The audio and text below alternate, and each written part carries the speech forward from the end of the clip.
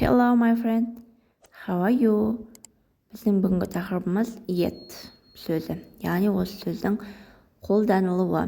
Видеоны толық көрмес бұрын лайк басып, каналға тіркелуді ұмытпаймыз.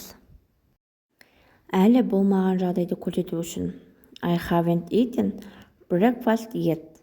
Таңғы асымды әлі ішкен жоқпын. I haven't eaten breakfast yet. I haven't eaten breakfast yet.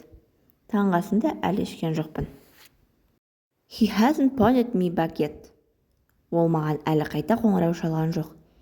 He hasn't phoned me back yet. He hasn't phoned me back yet. Ол маған әлі қайта қоңырау шалған жоқ. Белгісіз немесе анық емес нәрсені көрсету үшін Our guests are yet to arrive. Қонақтарымыз әлі жеткен жоқ. Our guests are yet to arrive. Our guests are yet to arrive. The price has yet to be announced. Бағалар әлі жарияланған жоқ. The price has yet to be announced. Бағалар әлі жарияланған жоқ.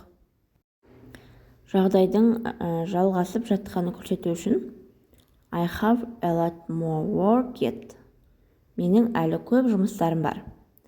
I have a lot more work yet. I have a lot more work yet.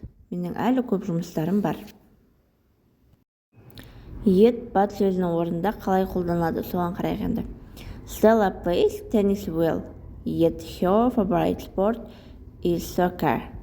Stella теннисті жақсы ойнайды, бірақ оның сүйікті спорты футбол. Stella plays tennis well, yet her favorite sport is soccer. Yet сөзі жалғаушы ретінде. So many questions and yet so few answers. Сондай көп сұрақтар, сондай аз жауаптар. So many questions and yet so few answers. Сондай көп сұрақтар, сондай аз жауаптар. Достар, соңына дейін көріп тамашалағандарыңызға көп рахмет. Каналға тіркеліп, лайк басуды ұмытпаңыз. Және қоңыраушаны басып қойсаңыз да, менің әрбір шыққан сабағымды жіберіп алмай көретін боласыздар. Goodbye, my friend. Bye-bye.